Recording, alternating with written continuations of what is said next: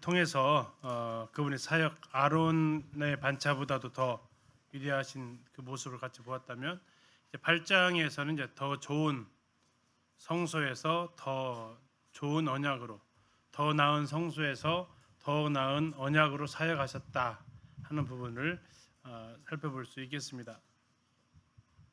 자, 8장 1절 보시면요, 지금 우리가 하는 말의 요점은, 이제 요약까지 해주시죠, 그렇죠? 친절합니다. 우리가 하는 말의 요점은 뭡니까? 이러한 대제사장, 이러하다라는 게 뭐예요? 아까 나왔죠, 계속해서 나온 겁니다. 죄가 없으시고, 다음에 영원히 살아계시고, 단번에 죄를 해결하시고, 율법 아닌 새 언약의 맹세로 세워지신 분, 이러한 대제사장이 우리에게 있다는 것이라. 여기서 말하는 우리는 이제 히브리서를 읽는 성도들이죠. 그들은 늘 대제사장 하면 가운 입고 뭔가 있어 보이는 듯한 제사를 드리고, 사람들을 막 이렇게 제압할 것 같은 그런 권위주의로 이렇게 하는 그것을 받다가, 그들은 율법 언약 아래에서 아론의 계율을 따르는, 죽어야만 하고 자기 죄를 위해서 먼저 속죄해야만 했던 제사를 매일매일 그렇게 뭔가 있는 것처럼 드리지만 영원히 해결하지 못하는 그 제사를 드렸던 대제사장을 유대교는 계속해서 자랑하고 있었지만, 이제 구원받은 우리에게는 그런 대제사장이 아니라 7장에서 말해주고 있었던 진짜 제사장이 우리에게 있다는 것이다 라는 겁니다. 그는 하늘에서 지극히 크신 이의 보좌 우편에 앉으셨다.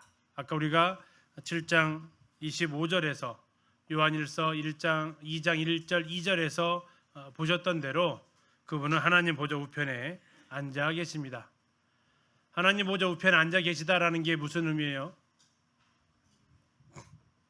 구약의 대제사장들은 앉아 있어요, 서 있어요? 늘 서 있어야만 합니다. 성전에는 뭐가 없어요? 의자가 없어요. 그들은 늘 서서 섬기는 사람들이었다라는 겁니다. 늘 서서 섬긴다는 얘기가 무슨 의미를 가지고 있습니까? 온전하지 못합니다, 자기가 하는 일이. 그래서 그는 쉴 수 없습니다. 쉼이 허락되지 않습니다. 그런데 그분은 앉아 계신답니다. 피곤하시다는 뜻일까요? 그분의 사역이 온전했다라는 겁니다. 그분의 대속의 사역이 완전했다라는 거예요. 그래서 대제사장 우리 예수 그리스도는 하나님 보좌 우편에 앉아 계신다라는 이 말은 그분의 구속의 사역이 온전하게 마쳤다라는 의미이지, 다리 아프시고 피곤해서 앉아 계신다, 이게 아니다라는 거죠.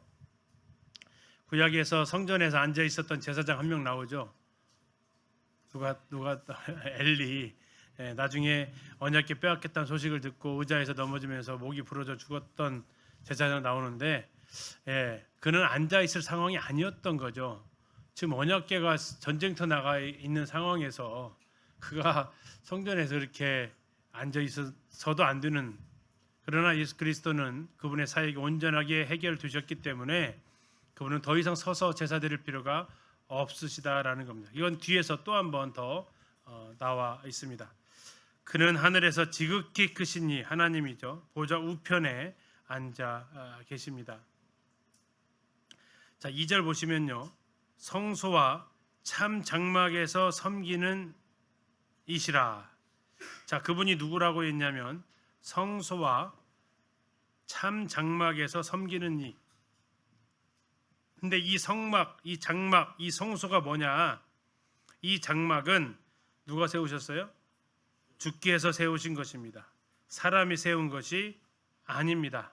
그럼 이 땅의 성막일까요? 하늘의 성막일까요? 하늘의 성막입니다. 이 땅의 성막은 누가 세웠습니까? 사람이 세웠습니다. 자, 잠깐 확인 한번 하고 가겠습니다. 출애굽기 25장 한번 가겠습니다.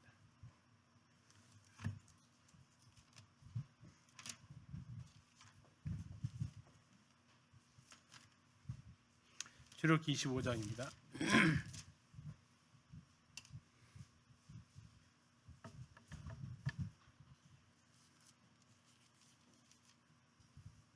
25장 8절, 출애굽기 25장 8절 같이 한번 읽겠습니다.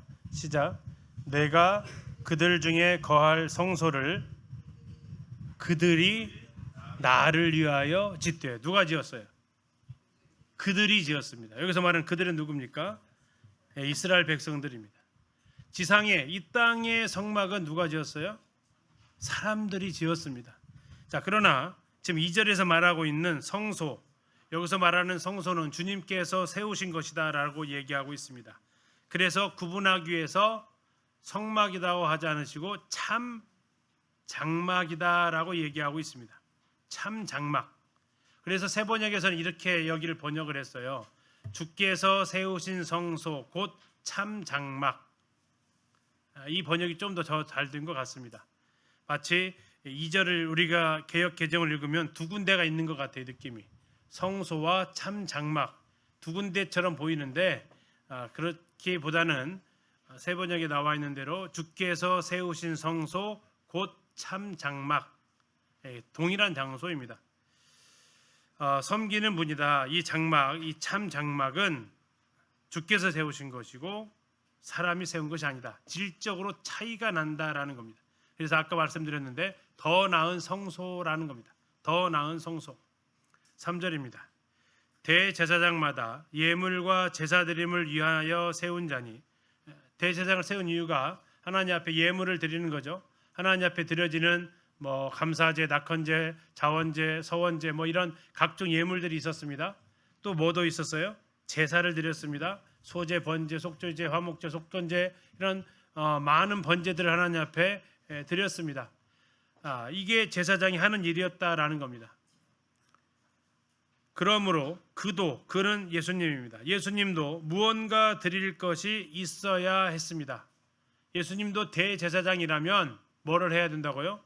예물을 드려야 하고 제사를 드려야 한다라는 겁니다. 이해 가셨죠? 어렵지 않습니다. 그런데 뭘 드렸느냐는 지금 얘기 안 한답니다. 언제 얘기할까요? 저 9장 10장 가서 얘기한대요. 지금은 예물이나 제사를 말하고 싶은 게 아니고 성소에 대해서 이야기하고 싶다라는 겁니다. 자, 일단 3절 다시 보시면 대제사장은 예물과 제사를 드리는 자다. 만약에 예수님이 대제사장이라면 그분도 드려야 될 예물이나 제사가 있었을 것이다 라는 겁니다. 일단 거기까지만 하고 넘어가실게요. 4절입니다.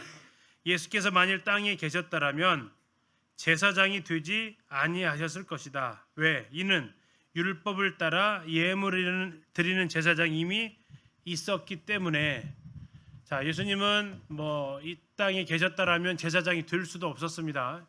유다 지파이셨기 때문에. 그러나 제사장 될 마음도 없으셨다라는 겁니다. 이미 율법을 따라서 제사 드리고 있었던 제사장들이 있었기 때문에. 그래서 그분은 많은 사역을 예루살렘에서 하실 필요가 없으셨죠. 주로 어디서 사역을 하셨어요? 갈릴리에서 하십니다. 언제만 예루살렘에 가세요? 명절에만 가시는 거죠. 왜? 그분은 대제사장이셨지만 이미 율법으로 제사 드리는 사람들이 예루살렘에서 그들의 율법을 따라서 하고 있었기 때문에 그렇습니다. 5절입니다. 그들이 섬기는 것은 그들은 대제사장들, 아론의 반차를 따르는 대제사장들입니다. 그들이 섬기는 것은 하늘에 있는 것에 뭡니까? 모형이라고 나와 있습니다. 하늘에 있는 게 뭐라고 그랬어요? 하늘에 있는 게 그러면 2절에 나와 있는 주님께서 세우신 참 장막, 이게 하늘에 있는 것입니다. 하늘에 있는 것의 모형과 그림자다라고 얘기합니다. 자, 이거 무슨 뜻이냐? 모세가 장막을 지으려 할 때에 지시하심을 받았습니다. 뭐라고 지시하심을 받았냐면 이르시되 삼가 모든 것을 어떻게 지으라겠습니까? 산에서 너에게 보이던 뭐를 따라? 본을 따라 지으라고 하셨다라는 겁니다. 그러니까 산에서 모세한테 뭘 보여주셨대요. 뭘 보여주셨다입니까? 본을 보여주셨대요. 무슨 본? 성막을 지을 본을 보여주셨대요. 뭘 보여주셨냐? 참 장막을 보여주셨다라는 겁니다. 그러니까 모세가 산에서 뭘 봤냐면 주님께서 세우신 참 장막을 봤어요. 그리고 그걸 보고 하나님은 모세한테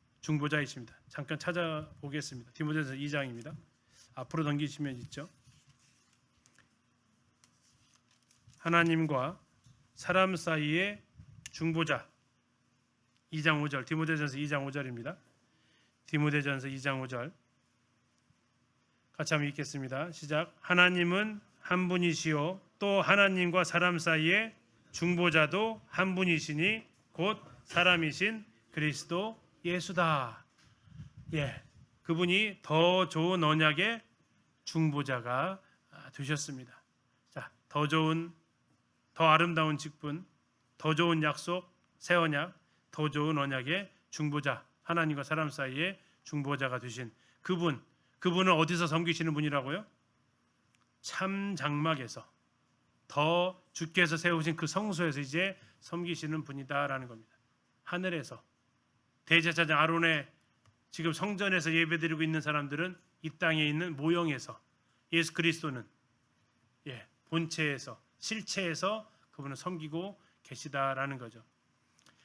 자, 그러면서 이제 아까 했던 더 좋은 언약의 중보자 하면서 언약에 대해서 비교를 합니다.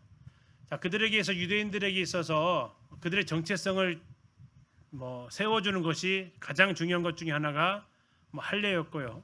또 하나가 율법입니다. 하나님께서 자신들에게 주신 그 율법, 언약이다라는 거죠. 자, 그러면서 이 언약을 비교를 하는데요. 7절입니다. 저 첫 언약이 무흠하였더라면, 그것도 또 아까처럼 가정을 합니다. 아까는 뭐라고요?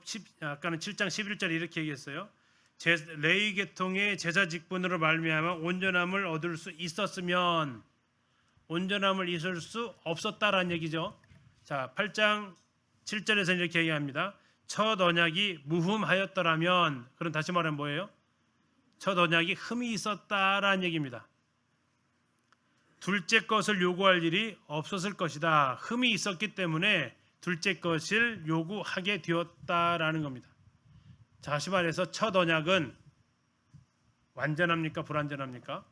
불완전하다라는 겁니다. 뭐가 불완전하느냐? 아까 했던 대로 연약하고 무익하다라는 얘기입니다. 뭐 하기에? 사람을 의롭게 하기에, 하나님과 사람 사이에 바른 관계를 맺어주는 그 역할을 하기에는, 율법은 죄를 깨닫게 해서 하나님께 돌아가야 될 것에 대해서 촉구를 하지, 그 역할이 끝나면 거기에 대해서 하나님과 관계를 맺어주는 역할은 못한다라는 얘기입니다. 하나님과 사람 사이에 다리 역할을 해줄 수는 없다라는 것입니다. 다리 역할을 하기에는 불완전하다라는 겁니다. 다시 말하면 그것은 하나님께로 돌아갈 필요성을 느끼게 하는 데는 적합합니다. 그러나 돌아가게 할 수는 없다라는 거죠. 그래서 결국 그것은 하나님 앞에 사람을 온전하게 데려올 수 없다라는 얘기죠. 자, 그러면서 이제 8절에 나와 있는 것이 예레미야 31장에 나와 있는 내용들입니다.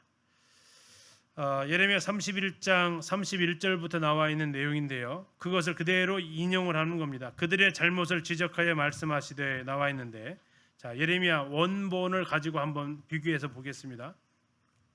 제가 읽어드릴 테니까 그 8절부터 비교해서 한번 직접 비교 한번 해보세요. 제가 읽어드리는 거하고 지금 8절부터 12절까지 나와 있는 거하고 비교해서 한번 들어보시면 되겠습니다.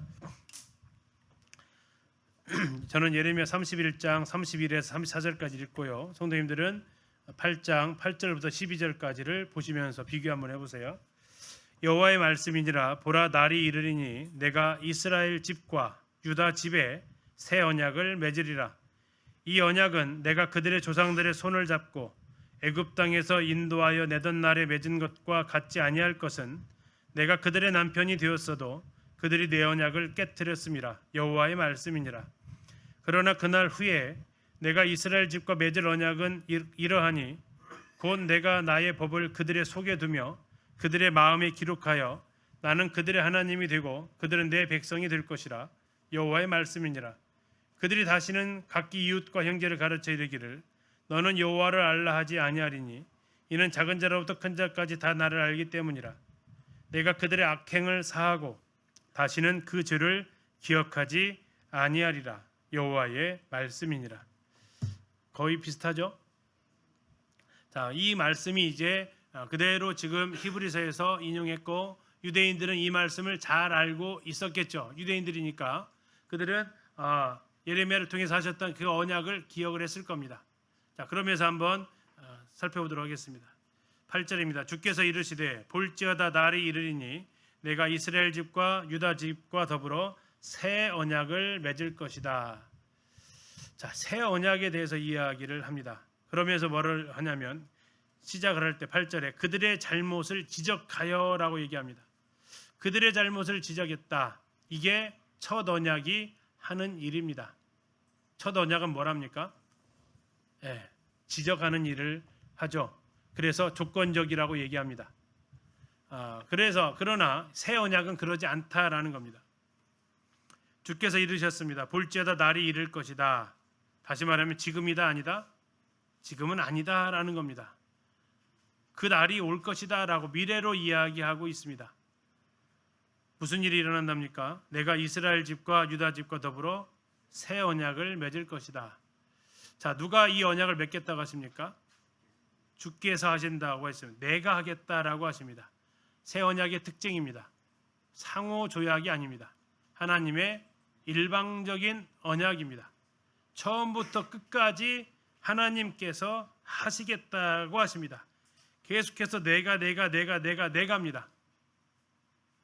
구약의 율법은 네가입니다. 순종하면 이게 구약 율법입니다. 신약은 아니다. 이제는 내가 하겠다. 자, 약속의 대상이 누굽니까? 8절 끝에 보시니까 이스라엘 집과 유다 집. 다시 말하면 예레미야는 북이스라엘과 남유다로 갈라진 그 시기에 선지자 역할을 했었죠. 자, 이스라엘 집과 유다 집과 맺은 언약입니다. 교회와 맺은 언약은 아닙니다. 그러나 로마서를 통해서 우리가 확인하게 된 것은 유대인들이 이 언약을 받아들이지 않습니다. 어긴 게 아니라 받아들이지를 않습니다. 그들은 지금도 이 언약에 대해서 예수님이 피로 세운 언약에 대해서 그들은 부인합니다. 자기 거 아니라고 합니다. 예수님이 메시아 아니라고 합니다. 선지자로는 인정하지만 그분이 하나님 아들이라는 것도 거부합니다. 불순종해서 그들이 이 율법에서 이 새 언약에서 제외된 게 아니라 예수 그리스도에 대해서 거부했기 때문에 이것이 언약이 우리에게로 넘어온 겁니다. 원래 우리와 맺은 언약은 아니었습니다. 분명히 얘기하고 있잖아요. 이스라엘 집과 유다 집과 더불어서 맺은 언약이라고. 그러나 이스라엘의 넘어짐이 이방인에게 복이 되었다라고 성경은 말하고 있죠. 자, 언약을 맺겠다 하십니다. 미래형으로 얘기하십니다. 그래서 언제 이 언약이 맺어집니까? 주의 만찬에서 맺어집니다. 그렇죠? 내 피로 세운 새 언약이다 하면서 예수님께서 이제 그때 언약을 맺으십니다. 그리고 나중에 천년왕국에서 이스라엘 유대집과 성취가 온전하게 되어질 겁니다. 지금은 그들이 거부했습니다. 지금은 그래서 교회에게 이 은혜의 언약이 넘어온 거지만 주님은 이스라엘 집에게 유다 집에게 먼저 이 언약을 맺으셨다라는 겁니다. 9절입니다. 또 주께서 이르시기를 이 언약은 새 언약입니다. 내가 그들의 열조의 손을 잡고 애굽 땅에서 인도에 내던 날에 그들과 맺은 언약과 같지 아니하도다. 이 언약은 무슨 언약입니까? 출애굽하고 나서 맺은 언약이죠. 그러니까 율법의 언약입니다. 같지 않다, 다르다라는 겁니다. 그들은 내 언약 안에 머물러 있지 아니하므로 내가 그들을 돌보지 않았다. 다시 말하면 그들과 맺었던 언약은 조건적인 언약이었고 그들은 그 조건에 대해서 어떻게 했습니까? 어겼습니다. 그래서 뭐가 됐어요? 내 언약 안에 머물러 있지 않았다. 언약을 어겼다라는 거고. 자, 언약을 어겼기 때문에 하나님께서도 그들을 돌보지 않으셨다라는 겁니다. 이게 다시 말하면 옛 언약은 조건 언약이었다라는 겁니다. 10절입니다. 또 주께서 이르시되 그날 후에 내가 이스라엘 집과 맺을 언약입니다. 자, 이것은 무슨 언약일까요? 새 언약이겠죠. 새 언약입니다. 이것이니 내 법을 그들의 생각에 두고, 누가 둔다는 걸까요? 내가 하겠다라는 겁니다. 하나님 하시겠다라는 거예요. 그들의 마음에 이것을 기록하리라. 누가 기록하시겠다는 거예요? 하나님이 하시겠다라는 겁니다. 나는 그들에게 하나님이 되고 그들은 내게 백성이 될 것이다. 자, 전부 다 누가 하신다는 얘기입니까? 하나님이 하신다라는 겁니다. 이제 그들에게 맡기지 않겠다라는 거예요. 내 법을 그들의 생각에 두는 것도 하나님이 하시고, 그들의 마음에 기록하는 것도 하나님이 하시고, 내가 그들의 하나님이 될 거고, 그들은 나에게 백성이 될 거고. 자, 이것이 바로 무조건적인 하나님의 새 언약입니다. 첫 언약은요, 하나님을 섬긴 이유가, 하나님께 순종한 이유가, 왜 순종하고 왜 섬겼습니까? 첫째는 복 받으려고 했고요. 두 번째는 안 지키면 벌 받으니까 했습니다. 단순합니다. 복을 받고 벌 받기 싫어서 했던 게 구약입니다. 율법입니다.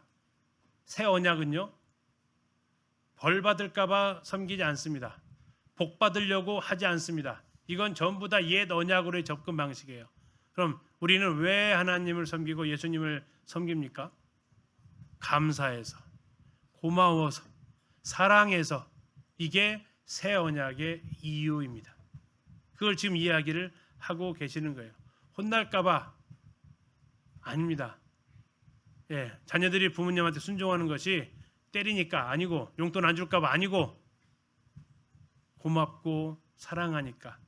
이게 제대로 된 새 언약의 모습이다라는 것이 10절에서 하시는 말씀입니다. 근데 그걸 다 하나님이 하시겠답니다. 11절입니다. 또 각각 자기 나라 사람과 각각 자기 형제를 가르쳐 이르기를, 주를 알라 하지 아니할 것은 그들이 작은 자로부터 큰 자까지 다 나를 알게 될 것이다. 새 언약에 대해서 일부 사람만 알게 될 것을 말하지 않습니다. 모든 사람이 다 알게 될 언약이다라고 얘기합니다. 작은 자도 알 것이고 큰 자까지 알 것이다라고 이야기합니다. 새 언약은 어쩌면 이제 이사야 11장 9절에 있는 것처럼 물이 바다 덮음같이 여호와를 아는 지식이 세상에 충만한 모습을 보여주고 있는 거죠. 언약을 했는데 우리끼리만 아는 언약이 아니라 대대손손 모두가 다 알 수 있는. 자, 그럼 우리가 생각할 수 있는 게, 왜 이렇게 성경이 많은 언어로 번역이 되어야만 했는가? 이해가 가죠. 왜 이렇게 성경은 곳곳에서 흔히 말하는 베스트셀러의 순위에서 제외될 정도로 그렇게 많이 팔려나가고 있는가? 이해가 가죠. 왜 그래야 된다고요? 작은 자부터 큰 자까지 다 나를 알게 될 것을 말했기 때문에. 그래서 우리가 아시는 대로 AD, BC 이거 하나만 가지고도 온 세상이 그리스도 안에 있다라는 것을 알게 하시고, 예, 이 모든 것들이 하나님의 계획 가운데, 알게 하시기 위한 계획 가운데 있었다라는 거죠. 알게 쓰든 모르게 쓰든 AD 2025년이라는 것이 그리스도 예수 안에 있는 2025년이라는 사실, 예, 작은 자부터 큰 자까지 너희들은 다 내 안에 있다라는 걸 알리시는 하나님의 놀라운 은혜다라는 걸 11절이 말하고 있죠. 12절입니다. 우리가 많이 기억하는 말씀입니다. 내가 그들의 불의를 긍휼히 여기고 그들의 죄를 다시 기억하지 않겠다. 또 누가 하십니까? 또 내가 하시겠답니다. 자, 이것은요, 잘 보시면 그들의 불의, 그들의 죄, 이것 때문에 첫째 언약이 깨졌습니다. 옛 언약이 왜 파괴가 됐어요?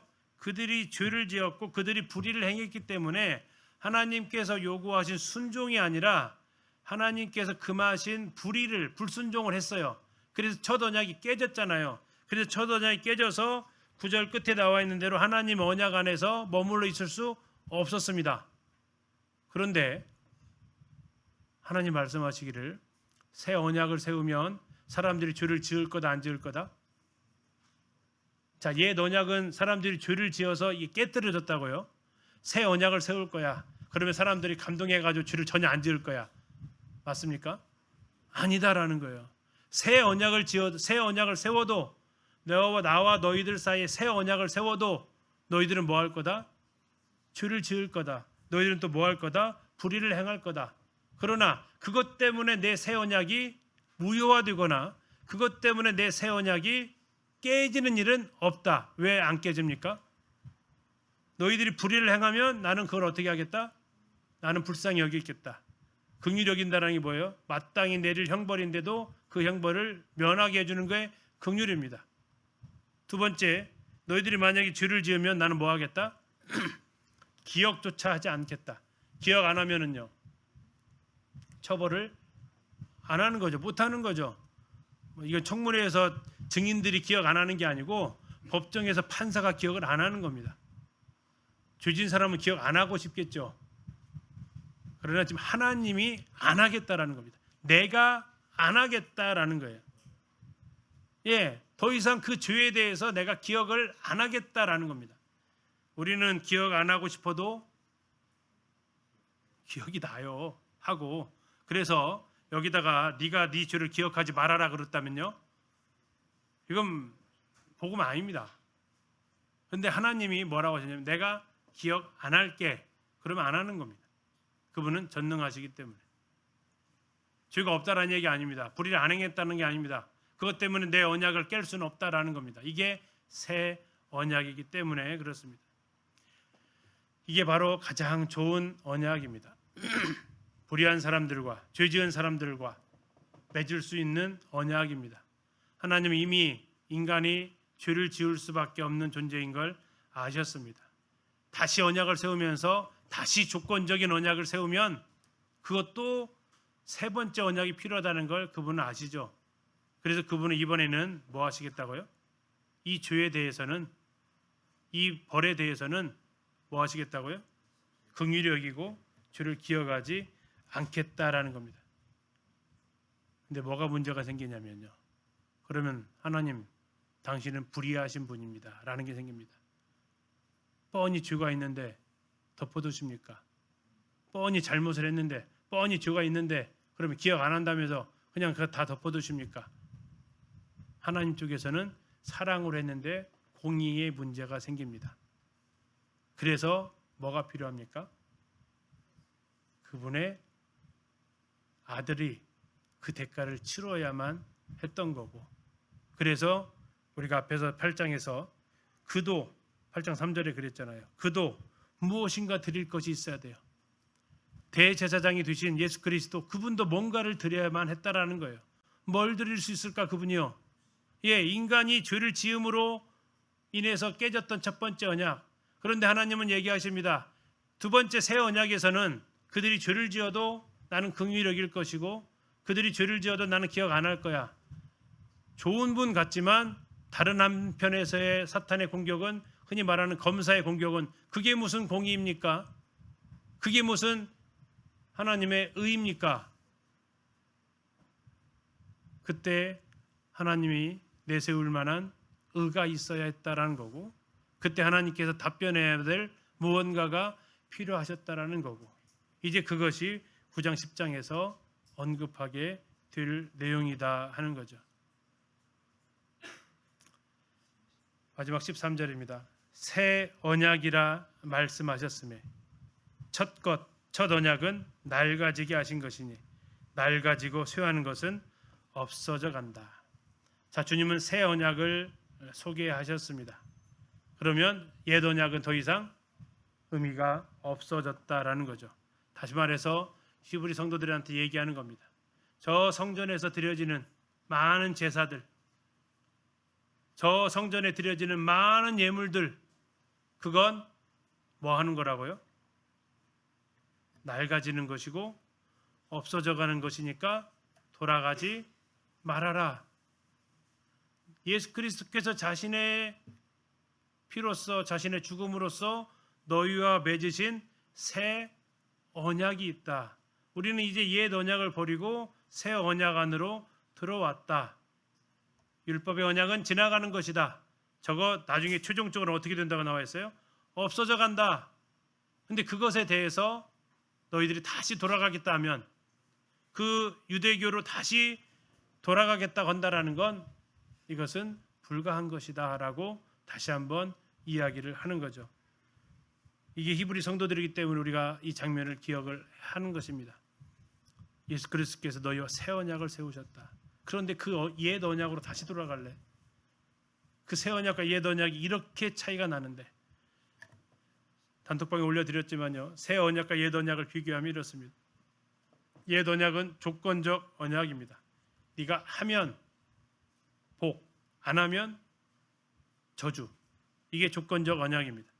이 언약은 하나님께서 모세를 통해서 주셨죠. 출애굽기에서 만일 너희가 이렇게 시작합니다. 만일 너희가 if 조건절이죠. 만일 너희가 순종하면, 만일 너희가 언약을 지키면 세 가지 복을 주시겠대요. 하나는 너희를 나의 소유로 삼겠다. 여기서 말하는 소유가 시큘라입니다. 보물이다라는 얘기입니다. 제사장 나라가 되게 하겠다. 거룩한 백성이 되게 하겠다. 이게 일방적으로 주는 게 아니고 뭐 하면? 순종하고 언약을 지키면 조건입니다. 자, 이스라엘은 이것을 어떻게 합니까? 하나님, 우리는 조건 안 돼, 우리는 못해요 했을까요? 아니면 하겠습니다 할까요? 하겠습니다 했습니다. 그들이 수용했어요. 출애굽기 19장 보니까 다 행하겠답니다. 다 하겠대요. 그래서 여기에 대해서 진짜 할 수 있을 거야? 다시 말하면 뭘 하라고 그런지도 말을 안 했어. 뭐에 대해서 순종, 뭐에 대한 언약인지 듣지도 않고 무조건 다 하겠대요. 그래서 하나님이 잘 생각해봐, 너 이건데 하면서 뭘 주셨냐면 10계명을 주세요. 10개 계명을 주셨다고요. 한대요, 안 한대요? 한대요. 그래서 하나님께서 거기에 대해서 이제 인을 칩니다. 다시 말하면 계약서 작성을 하세요. 계약서 찍으실 때 계약자하고 주인하고 뭐 새들은 사람하고 파는 사람하고 사는 사람하고 도장은 어떻게 찍어요? 양쪽에 찍어요? 한쪽만 찍어요? 양쪽에 찍고 또 두 장 계약서 겹쳐놓고 그 사이에다 찍고 왜 그래? 간인이라고 하죠. 왜 그렇게 해요? 이 두 개가 하나다라는 거잖아요. 위조할 수 없다라고 가운데 딱 찍어요. 그래서 하나님께서 그렇게 하세요. 저렇게 24장 가서 보면 피를 갖다가 12동이를 이렇게 해요. 그래가지고 반절은 갖다가 제단에다 뿌리고요. 반절은 이스라엘 백성 앞에서 뿌려요. 이거 어기면 죽는다라는 거예요.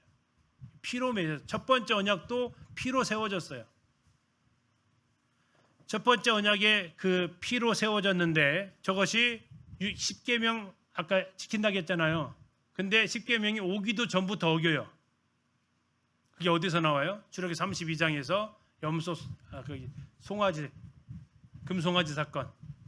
그때 모세가 내려올라올 때 여호수아가 그러죠. 왜 이렇게 백성들이 시끄러운데요? 내려왔더니 뭐 하고 있어요? 송아지 만들어 놓고 잔치 벌이고 여호와 앞에서 뛰어놀았다고 하고 있어요. 자, 근데 거기 10계명 중에서 제2계명, 그게 1계명이에요. 너희의 다른 신을 내게 잊지 말지. 1계명, 2계명. 너는 하늘에 있는 것이나 땅에 있는 것이나 바다에 있는 것이나 아무 것으로도 내 형상을 만들지 말라라는 겁니다. 우상을 숭배하지 말라라는 겁니다. 지금 그들이 뭘 만들었어요? 금송아지 만들었어요. 근데 그걸 누구라고 섬겼다고요? 여호와 앞에서 뛰놀았다고 했다고요. 애굽에서 늘 보아하던 그 송아지 신인데 이게 자기를 구원한 신이다라고 했다고요. 하나님을 지금 뭘로 만들었으면 송아지 만들었어요. 제2계명 범했어요. 그래서 모세가 어떻게 해버려요? 이거 갖고 내려가면 어떻게 돼요? 다 죽게 생겼어요 이제. 그래서 어떻게 합니까? 차마 못 가지고 내려가죠. 그래서 던져서 깨버립니다. 그리고 내려가 가지고 하나님 편에 있는 사람 나와라 했을 때 레위 지파가 나오고, 그래서 그날에 3,000명이 죽어나가게 되죠. 자, 그러면서 첫 번째 언약은 시작부터 깨어지게 됩니다. 자, 하나님은 그 이후로 예레미야 31장 방금 읽으셨던 곳에서 새 언약을 세우시게 되는데 그 새 언약의 특징은 무조건적인 언약입니다. 31장 31절부터 44절이 우리가 방금 보셨던 히브리서 8장 8절에서 12절까지 그대로 인용이 되어져 있었습니다. 내용은 이렇습니다. 첫 언약은 모세와 세웠다면 새 언약은 예수님께서 그 언약을 세우시게 됩니다. 이것은 더 나은 중보자라고 얘기하십니다. 그리스도이십니다. 더 좋은 약속입니다. 구약은 조건적 약속, 이건 무조건적 약속입니다. 조건이 없습니다. 이것은 더 나은 보증을 세우셨습니다. 예수 그리스도의 피로 세워졌습니다. 이것은 더 나은 피로 인쳐졌습니다. 염소와 송아지의 피로 아니하고 오직 자기 피로 영원한 속죄를 이루셨다. 히브리서 9장 12절 말씀이죠. 아까 시내산에서 율법을 인쳤던 피는 송아지 피였습니다. 그러나 이제는 예수 그리스도의 피로 인쳐졌습니다. 그리고 그것은 우리가 방금 읽으셨던 대로 죄를 기억하지도 않겠다고 하십니다. 모세는 율법의 판을 깨고서 내려와서도 3,000명이 죽었어요. 기억 안 하는 게 아니라 찾아내서 죽였습니다. 그리고 이것은 영원합니다. 우리가 봐오셨던 대로 그분이 영원히 살아계시기 때문에 이것은 영원합니다. 그리스도를 믿는 자들에게 아까는 구약에서 세 가지 조건이 있었어요. 순종하고 언약을 지키면 나의 소유가 되게 하겠다, 제사장 나라가 되게 하겠다, 거룩한 백성이 되게 하겠다라고 조건적으로 약속하셨죠. 자, 오늘날 우리에게 하셨던 약속은 뭡니까? 베드로서 2장 9절 10절에 나와 있는 대로 오직 너희는 택하신 족속이요 왕같은 제사장이요 거룩한 나라요 하나님의 소유된 백성이니. 자, 이 네 가지가 혜택으로 주어졌습니다. 한번 세 가지 비교해 보세요. 자, 나의 소유래요. 자, 나의 소유 찾아보세요. 마지막입니다. 하나님의 백성이다. 시큘러와 같은 의미입니다. 다음에 제사장 나라가 되게 하겠다. 뭐가 됐습니까? 왕 같은 제사장이 됐습니다. 세 번째요. 거룩한 백성이 되게 하겠다겠습니다.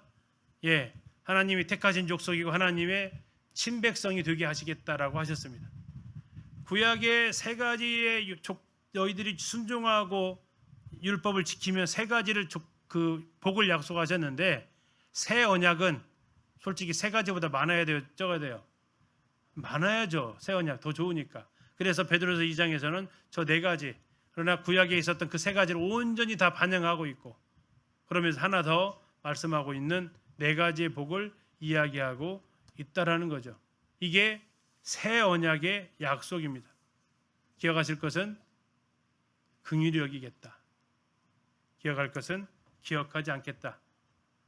그리고 이걸 주시겠다. 일방적으로. 그러나 이제 9장 넘어가기 전에 우리가 기억할 것은 아까 말씀드렸습니다. 하나님이 긍휼히 죄를 지으면 긍휼히 여기고 하나님 죄를 지으면 기억 안 하고 사랑입니다. 근데 반대편에서 반드시 하나님은 뭐가 있어야 돼요? 공의가 있어야 돼요. 일방적으로 벌 안 주고 일방적으로 기억 안 한다면 이게 공의롭냐라는 거죠.